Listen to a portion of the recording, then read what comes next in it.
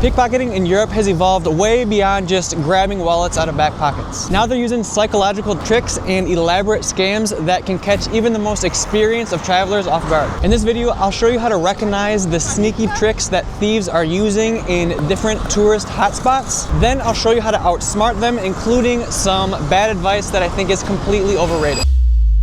First is the bottleneck trick, which can happen anywhere but is especially notorious in London. One person blocks an escalator or train exit, which creates a crowd and some disorder, while their accomplice pickpockets people who are just trying to get through. If you realize this is happening, your first reaction instinct should be to protect your stuff. Next is the Cameraman Con, which happens even in safe places like Iceland where you wouldn't expect it. This trick comes in many different flavors, but one version is they'll hand you a camera that doesn't work and ask you to take their picture, and while one person is trying to help you fix this broken camera, the other person is going through your pockets. What makes Europe pickpockets extra sneaky is they can be masters of disguises. With the map trick, you could be sitting at a restaurant enjoying your meal when a tourist walks up with a huge map asking for directions, completely blocking the view of your table as they slip your phone into their pocket. Or other times they might be dressed up as a police officer or an official asking you for your documents or trying to help you buy a train ticket or something. Then of course we have the petition scam that you'll see in Paris, Rome, Barcelona, Vienna,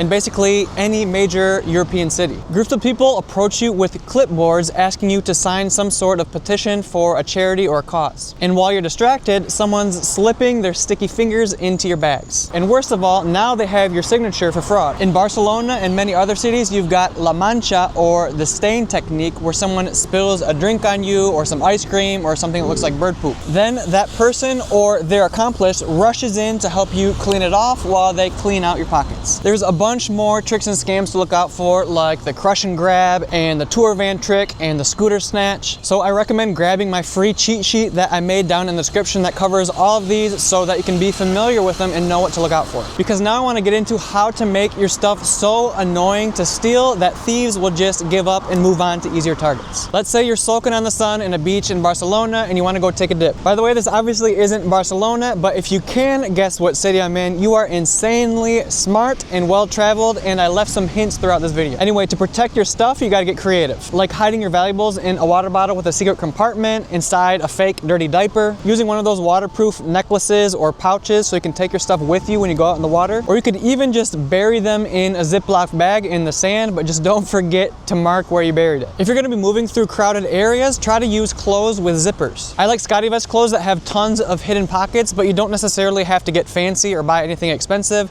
Just anything that has zippers or velcros is better than nothing. All of my shorts and pants that I travel with have some sort of zipper pocket on them to store my stuff securely. I even have a shirt with zipper pockets on it, and if a thief can pickpocket cash from this chest pocket, I mean, honestly, they kind of deserve it. I also recommend just completely ditching those invisible travel money belt things that you put under clothes that are super uncomfortable.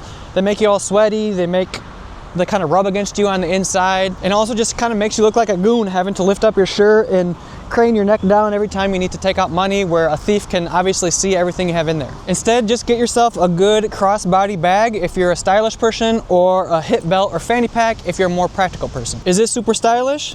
Maybe not, but it's kind of just like wearing Crocs. You gotta own it. Crossbodies and fanny packs are way more comfortable than those money belts, and you can fit more stuff in it, so it's more practical and useful. And some brands like PackSafe even have extra security built in, where you can literally lock this thing to yourself or a fixed object, and all the zippers lock together as well, so it's kind of impossible to pickpocket. But even if you're just wearing a normal crossbody or fanny pack, one thing that you can do when you're going through crowded areas or pickpocket zones is to just put it on in reverse so that the zippers are facing you instead of the outside, so thieves can't get to them. Give this video a like if you've learned something so far, and subscribe if you want more videos on how to travel safer and smarter. If you're traveling to a super tourist pickpocket hot zone and you want even more extra security, you could pick up one of those cheap chain wire thingies that connect to your phone or wallet, and then the other end connects with a carabiner to your body or your bag, so it makes it even harder to pickpocket. Or some phone cases even have a little chain attached that you can attach to your wrist, so if you're using it in the street,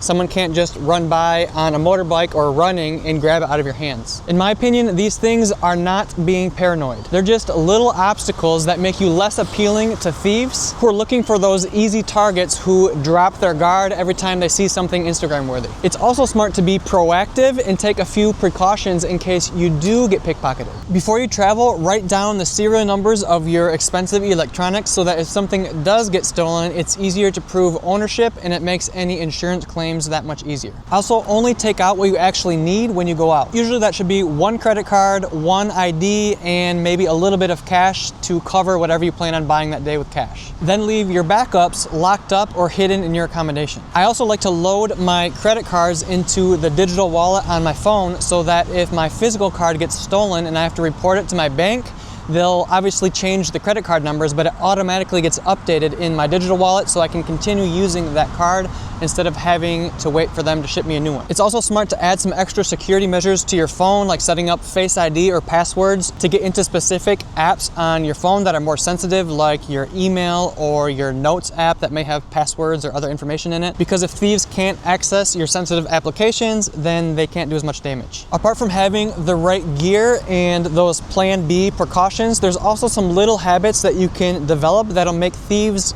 be more likely to pass you over. First, create your own bubble shields. When you're out in crowded areas and need to check your valuables like your phone or your wallet or whatever, stand with your back to a wall or position yourself sideways so that no one can sneak up on you from behind. And when you're walking along the streets, never carry your bags or purses or belongings on the street side where mopeds can come by and snatch it from you and sometimes ragdoll you onto the ground. If you don't have one of those fancy anti-theft bags, you can also just pack more strategically to make thieves' lives more difficult. For example, putting all of your expensive stuff on the bottom of your bag and then covering it with a sweatshirt or something. If you're in crowded areas or public transportation, you can also make yourself a harder target by securing your zippers with those little cheap zipper clips or a safety pin, or even those little locks, like this one is my favorite, but if someone's gonna steal from you, at least make them work for it. Back in my home base in Colombia, people always say no dar papaya, which literally translates to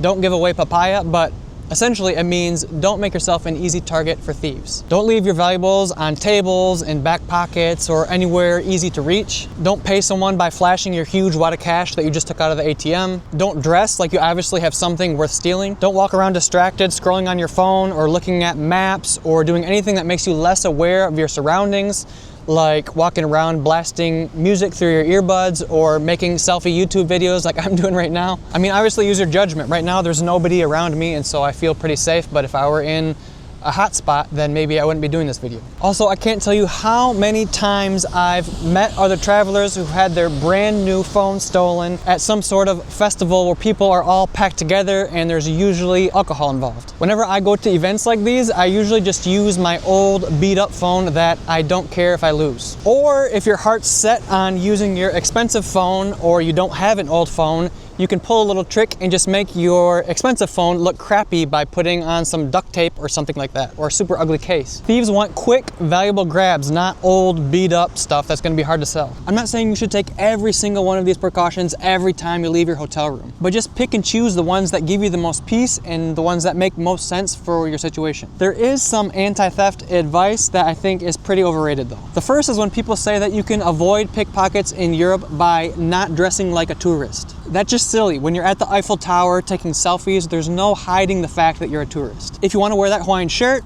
you do you. Thieves don't care if you're a tourist or not a tourist. They're just looking for whoever's going to be the easiest win. It just so happens that the easiest wins are often tourists because they don't know what to look out for. Another common tip I hear is to avoid eye contact with anyone who makes you feel uncomfortable so they don't come and approach you. But I'd argue that this can actually make you appear unconfident and vulnerable. Instead, if anyone appears fishy, I like to give them the good old death stare. A thief isn't gonna try anything after you've stared into their soul. But even if you follow every single tip I just gave you, there's still one place where thieves have a massive advantage over travelers, and that's your hotel room. Most people think their accommodations are safe, but hotel thieves use completely different tactics that catch even the most security-minded travelers off guard. I break down exactly how hotel thieves operate and simple steps to outsmart them in this video here. You'd be surprised at some of the tricks they use to get into your hotel room. All right guys, like, subscribe, do the things. Love you, bye-bye.